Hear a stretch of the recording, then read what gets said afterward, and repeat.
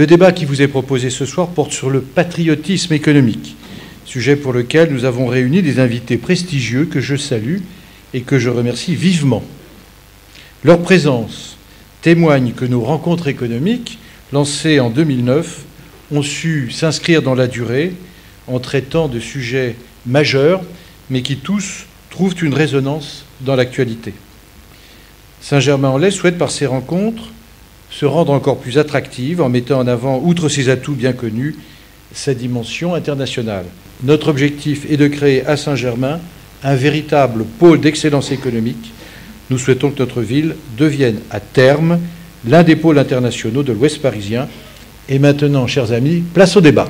Tous les États, sans exception, sont aujourd'hui confrontés à des acteurs économiques à dimension planétaire qui optimisent leurs facteurs de production. Et dans un monde où les barrières douanières se sont largement estompées, le consommateur est devenu l'arbitre ultime et son choix n'est pas forcément dicté par la nationalité du produit qu'il veut acheter, mais plutôt par le rapport qualité-prix. Quelle est la marge de manœuvre de notre État et de manière générale des États, non seulement pour asseoir leurs prérogatives dans les domaines régaliens, mais aussi pour consolider le tissu économique de leur pays? Y aurait-il un bon patriotisme économique ou un bon protectionnisme, comme il y a un bon cholestérol? Nos débatteurs vont, j'en suis sûr, nous apporter non seulement un éclairage précis, mais surtout des réponses à nos nombreuses interrogations. Dans le cadre d'une décision économique, un investissement, le choix d'une implantation, le choix d'un programme de recherche, on intègre dans les critères de choix un paramètre qui consiste à privilégier la localisation géographique ou au sein d'une communauté comme étant un des critères à prendre en compte dans la décision. Il y a à ce moment-là déjà une forme de patriotisme économique. Ça peut exister à tous les échelons, c'est pas seulement à l'échelon d'un pays. On observe aussi à l'échelon local. Pour prendre une comparaison avec la ville de Saint-Germain, comme le maire l'a rappelé, lorsque la ville de Saint-Germain attire sur son sol les sièges sociaux d'un certain nombre de grandes entreprises ou la localisation du centre de commandement du système de repérage par satellite, système de commandement militaire Galileo, là, c'est une forme de patriotisme économique. Ça consiste à se battre pour attirer sur son sol ou à conserver sur son sol des activités qui sinon iraient ailleurs en fonction de critères purement économiques peut-être. Cette logique de patriotisme économique, en fait, son problème, c'est de se heurter à d'autres logiques. D'abord, la logique des autres patriotismes. Si on est patriote économiquement parlant dans un pays, on va être en concurrence avec un autre pays qui aura la même logique. Donc déjà, comment règle-t-on, comment peut-on s'organiser et comment dans une entreprise? Parce que c'est à la fin ce qui, en tout cas moi, va m'intéresser, comment je vais pouvoir arbitrer entre les différents patriotismes économiques. Il y a la logique aussi économique différente des différents acteurs. Évidemment, les producteurs et les consommateurs opèrent sur des marchés qui sont globaux. Le producteur, c'est-à-dire l'entreprise, va décider de ses investissements en fonction des coûts et des risques que ça peut représenter d'investir dans tel ou tel pays ou dans tel ou tel endroit. Et puis le consommateur, lui, va effectivement, comme ça a été déjà dit, va décider en fonction du rapport qualité-prix des produits qu'il va acheter. Et le acheter français n'est pas forcément quelque chose qui est tout à fait porteur dans le comportement des consommateurs. Répondre à une des questions posées par Philippe, moi je me situe, patriotisme c'est au niveau français, c'est la France. Il y a évidemment des réflexes qui peuvent être locaux, régionaux, mais pour moi, quand on parle de patriotisme économique, il s'agit de la France, parce que, comme Philippe l'a fort bien dit, au niveau européen, on n'a pas encore créé, je ne sais pas si on y arrivera un jour, cette notion de patriotisme européen. Alors, j'ai parlé de réciprocité parce que je pense que le mot protectionnisme, tel qu'il est utilisé et tel qu'il est compris, n'est plus un mot adapté. Parce que le protectionnisme à l'ancienne, c'est la fermeture des frontières à un certain nombre de produits ou des droits de douane très élevés. C'est ça qu'on appelait le protectionnisme à l'ancienne. Ça ne peut plus fonctionner parce que les chaînes de production sont internationales, c'est-à-dire que les produits que nous fabriquons en France ont un contenu d'importation important, Deuxièmement, ce sont des produits que nous exportons pour une assez large part. La part des exportations dans la production a cru, et donc nous sommes dépendants des marchés étrangers, et à ce titre, nous risquons d'avoir des effets de rétorsion si nous fermions nos frontières. Troisièmement, le vent de la compétition n'a pas que des effets négatifs, et le protectionnisme peut avoir aussi pour effet d'empêcher les évolutions que nous pourrions juger souhaitables pour mettre notre appareil productif dans une compétitivité acceptable. Tous ces éléments font que je ne pense pas que le protectionnisme à l'ancienne puisse être mis en œuvre actuellement. Mais si on parle d'ouverture, si on parle de compétition, il faut que ceci soit équitable. Il faut qu'on puisse se battre à armes égales. Il faut que nous soyons sûrs que les règles internationales qui ont été fixées, qui sont soit les règles fixées par l'Organisation internationale du travail, le travail des enfants, soit les règles fixées par l'Organisation mondiale du commerce, l'OMC, soit des règles fixées par les autorités en matière de sécurité, soient respectées par nos concurrents lorsqu'ils viennent sur le territoire français ou européen. Je pense donc que nous devons mettre en place les outils qui nous permettent au niveau européen, probablement, et peut-être au niveau français, mais vous savez que la politique commerciale extérieure est une compétence régalienne de l'Union européenne, elle n'est plus entre les mains des différents États, donc il faut qu'au niveau européen, on mette en place cette réciprocité. L'Union européenne a beaucoup de difficultés à se mobiliser pour s'opposer à des pratiques qui ne relèveraient pas de l'ouverture équitable. Et deuxièmement, quand elle le fait dans des délais qui sont beaucoup trop longs par rapport à la vie économique. Donc le principe est désormais admis. Maintenant, il faut progresser et obtenir de l'Union européenne qu'elle mette en œuvre les politiques qui permettront véritablement d'appliquer ce principe, de rendre efficace ce principe de réciprocité. Donc le vrai patriotisme économique, c'est un patriotisme économique de fierté. C'est un patriotisme qui croit en la France, qui croit en ce que nous sommes. Moi, je dirige une entreprise américaine en France. Nous avons 8 usines en France, nous avons 10 000 salariés, 8 000 salariés qui travaillent dans nos usines. Nous exportons, sans compter le partenariat que nous avons avec Safran, qui est une des plus belles success stories de l'histoire de l'industrie. Nous exportons 95% de ce que nous produisons à partir de la France. Heureusement d'ailleurs, parce que le marché français en ce moment n'est pas celui qui est en plus forte croissance, ni le marché européen. Et si nous sommes en France, c'est pas par charité, c'est parce que en France, il y a des talents, il y a des femmes et des hommes qui sont extrêmement performants, de très grande qualité, des créateurs, des ingénieurs, des chercheurs. Et puis parce qu'il y a des écosystèmes qui, en France, continuent de très bien fonctionner. Je voudrais en citer quelques-uns. Je ne vais certainement pas m'attarder sur l'écosystème de l'aéronautique parce que Philippe et Louis en parleraient 1000 fois mieux que moi, mais la présence d'Airbus, de Safran, de multitudes de petites et moyennes entreprises, que ce soit autour de Toulouse ou autour de la région parisienne dans le secteur de l'aéronautique, des centres de recherche publics et privés, font qu'il y a une économie, mais pas simplement une économie, une dynamique qui fait que ce ne sont pas simplement des entreprises françaises, mais des entreprises internationales qui viennent sur notre sol. On peut prendre aussi l'exemple de l'énergie, avec des très grands acteurs comme GDF Suez, EDF, Total, qui sont des acteurs qui non seulement tirent tout un écosystème, mais aussi définissent les standards internationaux en matière énergétique, puisque ce sont très souvent les standards européens qui sont les standards qui sont choisis en Chine, en Inde, et ces standards européens sont très largement des standards qui sont définis par les grands opérateurs que nous avons sur notre sol. Je souhaiterais donner la parole maintenant à M. Ledouigou, qui, du fait de ses responsabilités de dirigeant syndical, a aussi été confronté à ces questions. Alors, M. Ledouigou, Le patriotisme économique, finalement, est-ce que c'est le seul moyen de défendre notre système productif ? Le patriotisme économique ne peut pas tenir lieu de politique économique. Ça, j'en suis absolument convaincu, mais il est une composante indispensable de cette politique économique. Et donc, il faut le situer dans l'ensemble de l'effort productif. Je pense qu'on ne peut pas concevoir un nouvel élan productif qui intègre le développement industriel, mais le développement aussi de l'industrie et des services. On ne peut pas concevoir un élan productif, un nouvel élan productif, sans une dimension de patriotisme économique.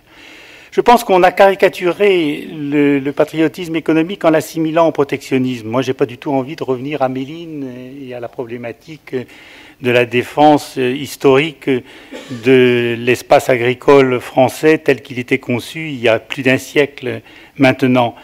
Ça aurait pu être l'Europe qui était cet espace, mais son hostilité au patriotisme économique national doublé du refus d'en créer un au niveau européen fait qu'aujourd'hui, c'est les nations qui sont le réceptacle de cet espace commun entre entreprises et sociétés. Je ne vois pas, à horizon de quelques décennies, de modification dans cette approche.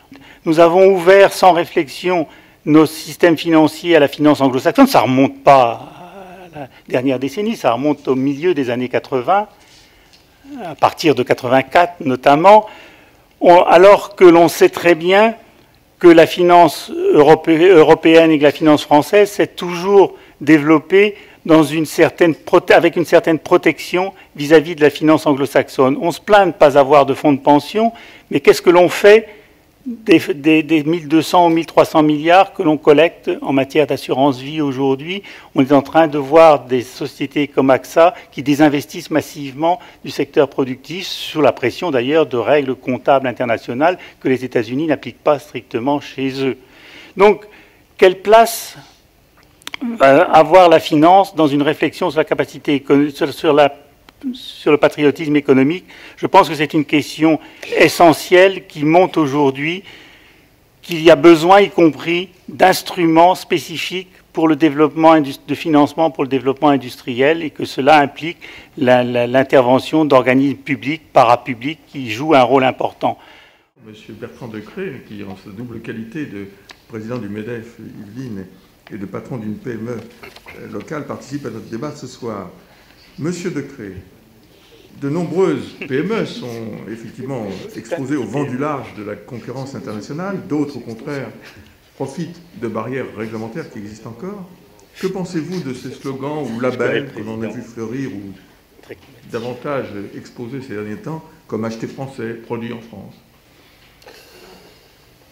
D'abord, c'est difficile d'intervenir après un tel panel. Il y a en fait un slogan. Acheter français, c'est un slogan. Produit en France, c'est un label.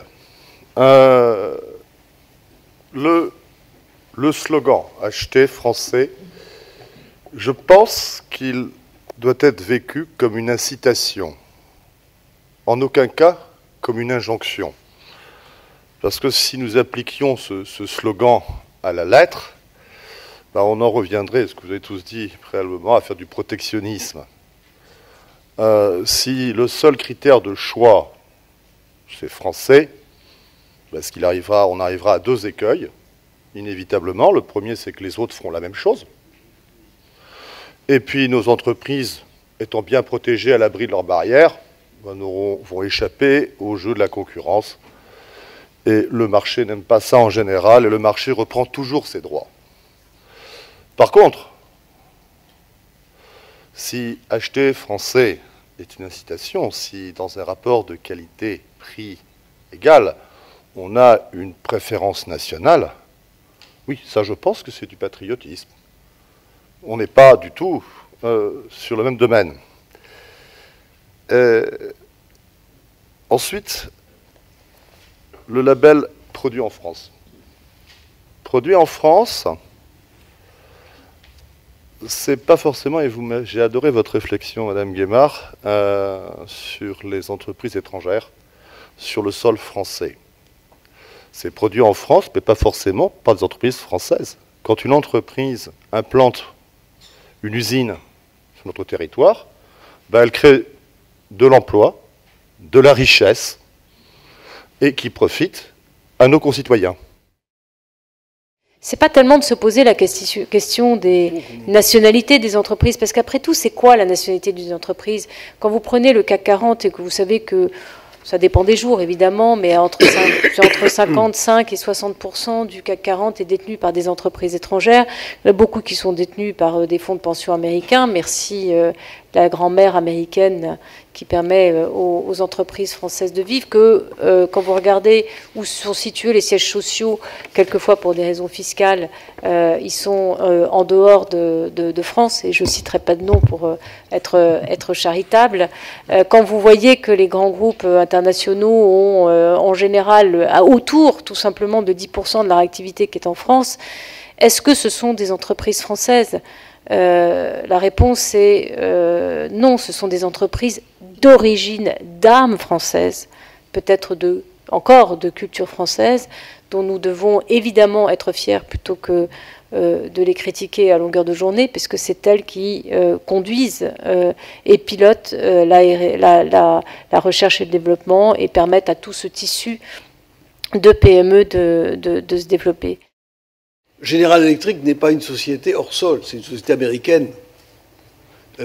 Michelin est une société française, même si son capital est largement détenu par des capitaux étrangers.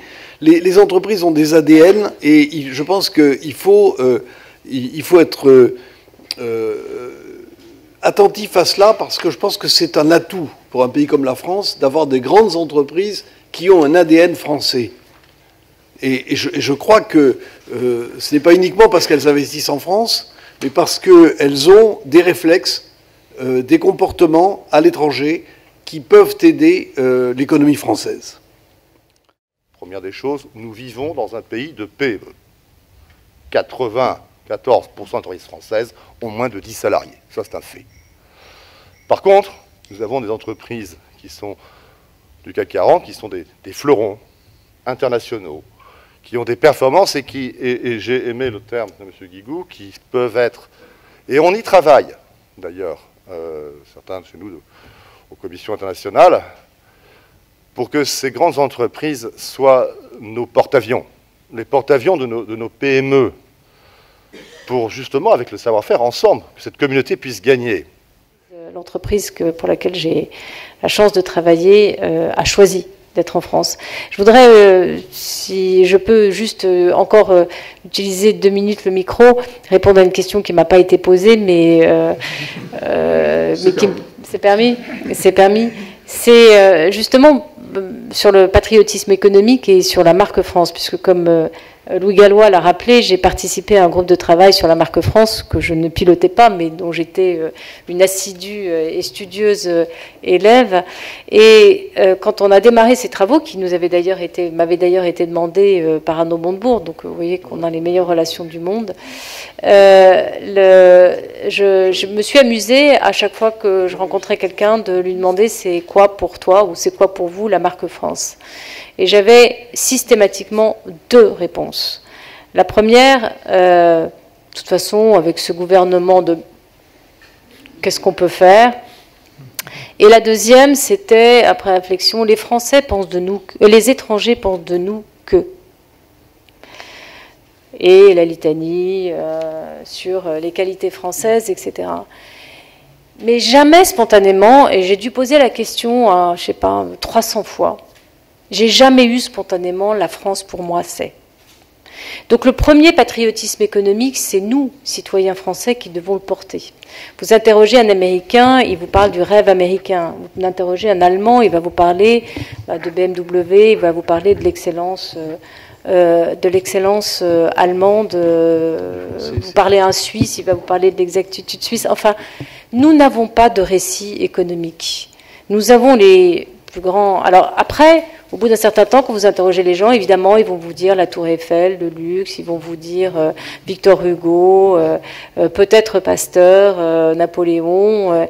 Mais pourquoi nous ne sommes pas fiers de nos capitaines d'industrie ?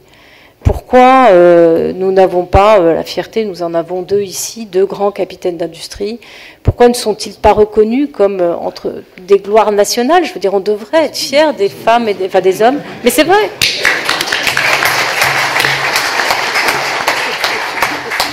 Et donc, le patriotisme économique, c'est pas simplement une politique économique. C'est ce que nous, citoyens français, nous portons et nous disons et nous clamons, et ce en quoi nous nous reconnaissons. Le vrai problème qui mérite débat, c'est celui du rôle de l'État et de sa conception. Je trouve personnellement, je le dénonce assez souvent, que la question de la nationalisation et de l'intervention de l'État intervient comme le joker en dernier ressort pour éviter une opération qui va se traduire par des suppressions d'emplois. Je sais, mes camarades, quelquefois, l'agitent comme cela, en essayant justement de pouvoir faire en sorte que d'autres alternatives soient étudiées. Je pense que c'est pas le principal dans le rôle de l'État que d'intervenir à chaud comme joker en dernier ressort, c'est d'avoir et de porter une vision économique à long terme sur l'évolution des structures industrielles. Et je pense que c'est ça qui manque aujourd'hui à l'État, qui est à la limite aussi préoccupé du court terme que les actionnaires de l'entreprise. On voit bien le débat sur les dividendes des entreprises publiques, on voit bien le débat sur la valorisation des actifs des entreprises publiques en cas de cession. On est dans une logique actionnariale alors que l'on devrait être dans une logique de long terme, de préparer finalement l'avenir et que cette participation de l'État soit la participation qui prenne en compte le temps long sur l'évolution du travail, des qualifications, de la recherche, toute une série de dépenses qui sont essentiellement structurantes pour l'avenir industriel de notre pays. Je pense que cela serait le véritable débat que l'on devrait avoir sur l'intervention de l'État qui demande, à mon avis, à être repensée complètement en fonction des enjeux industriels. Moi, j'ai vécu directement dans le mouvement syndical ce qu'a été l'opération menée par l'Allemagne de redéploiement de ses structures productives après la chute du mur de Berlin. Ce qui fait le succès de l'Allemagne aujourd'hui, c'est moins les mesures Schröder du plan de réforme sociale qu'une volonté très organisée de restructuration du système productif en utilisant ce que représentaient comme capacité les anciens pays d'Europe centrale en qualification, en capacité de main-d'œuvre, mais avec un souci qu'a eu l'Allemagne, que j'ai vu exprimé dans les négociations, c'est le fait qu'on gardait l'essentiel de la valeur ajoutée sur le territoire allemand. On décentralisait en Pologne, en République tchèque, en Hongrie, telle ou telle activité, mais on réimportait ensuite ces produits et on était sûr que l'essentiel de la valeur ajoutée était produite sur le territoire allemand. L'alliance General Electric-Alstom était totalement légitime. L'État n'est jamais intervenu pour discuter de l'économie de notre offre. L'État est intervenu pour nous demander de mettre des sièges mondiaux en France, d'avoir des joint ventures dans des secteurs qui étaient stratégiques pour la France, de préserver la filière nucléaire et de créer des emplois. Quoi de plus légitime et d'une certaine manière d'un patriotisme économique intelligent que de demander à une entreprise qui rachète une entreprise française que de se comporter comme un citoyen modèle. La question de la pression fiscale elle doit être mise en rapport avec ce que finalement la puissance publique fait pour l'activité économique. Moi, j'ai toujours dit aux entreprises qui réclamaient la fin de la taxe professionnelle, ce qui a été acquis, la fin de toute contribution aux collectivités territoriales, ça allait déboucher sur un risque, c'est que ces collectivités publiques ne fassent plus rien pour le développement de l'entreprise, ou en tout cas sur le long terme. Je pense que c'est la même chose pour l'État, donc c'est une question d'équilibre entre, d'une part, ce que l'on paye, ce que l'entreprise paye, et d'autre côté, ce qui revient directement ou indirectement par le biais de la qualification de la main-d'œuvre, par le biais de la recherche publique, par toute une série de leviers. Voilà comment je poserai la question du niveau de la fiscalité sur les entreprises.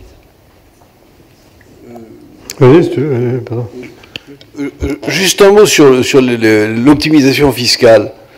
Quand vous êtes patron d'une entreprise, vous considérez la fiscalité comme un de vos coûts. Et donc vous regardez dans la différentes dans les différents pays où vous êtes implantés, le système légal, je dis bien légal, qui vous permet de minorer la pression fiscale. Et je dois dire très franchement que l'entreprise que j'ai dirigée, je pense que du temps de Philippe ça a dû être pareil. Moi je me souviens du conseil d'administration me disant, dites donc la pression fiscale l'an dernier était 31, cette année elle est de 32%, vous allez nous expliquer pourquoi c'est 1% de plus. Et il fallait être capable de répondre à cette question. Et il est clair que toute entreprise est amenée à une optimisation fiscale. Donc je ne pense pas qu'il faille faire porter la charge des entreprises. Là où nous rentrons dans un domaine plus compliqué, c'est lorsque d'abord l'entreprise utilise des méthodes illégales. Ça s'appelle de l'évasion fiscale ou de la fraude. On est dans un autre domaine. Et deuxièmement, il faut regarder ce que font les États. Et nous avons actuellement une affaire luxembourgeoise qui paraît tout à fait stimulante, et où on s'aperçoit qu'un certain nombre d'entreprises ont pu négocier au Luxembourg des accords avec le gouvernement luxembourgeois, où en échange d'une implantation et de quelques dizaines ou centaines d'emplois, on obtenait une exonération quasi totale d'impôts. Et je pense donc que lorsque on regarde ce type de questions, l'Europe n'a pas d'autre choix que d'essayer de trouver une certaine harmonisation en son sein qui lui permette d'éviter ce genre de dévoiement. Et qu'il y a effectivement une compétition permanente, et que l'affaire du Luxembourg n'est que la partie émergée de l'iceberg quand même, je trouve. Il y a un point qu'il ne faut pas négliger, je vais peut-être pas vous surprendre, mais il y a aussi la fiscalité des personnes physiques. Je ne sais pas si c'est le cas chez PSA ou Général Electric, ou ça va être moins le cas chez vous, Monsieur Decré, mais attirer en France des dirigeants, c'est quand même assez compliqué aujourd'hui. On a des difficultés à embaucher, d'abord à les garder pour certains, et deuxièmement à les embaucher quand ils sont à l'étranger et qu'ils rentrent en France. Et il y a beaucoup de Français à l'étranger, de Françaises, qui font des carrières tout à fait passionnantes et importantes, et ça serait bon qu'ils soient jeunes ou plus expérimentés, de pouvoir les rapatrier, bien sûr.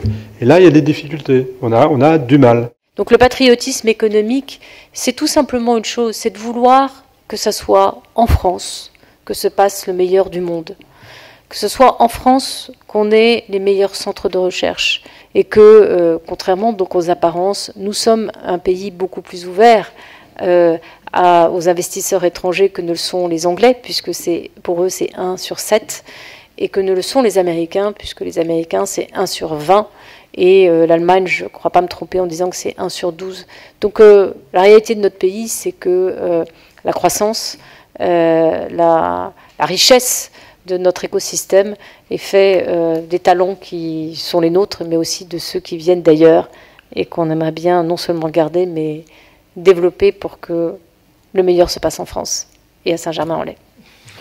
C'est une parodie de JFK, John F. Kennedy, qui disait « Cessez de vous demander ce que, alors je le mets à notre sauce, hein, la France peut faire pour vous, demandez-vous plutôt ce que vous pouvez faire pour la France ». Je vous propose de remercier très chaleureusement nos participants pour ce débat passionnant que nous avons eu ici ce soir.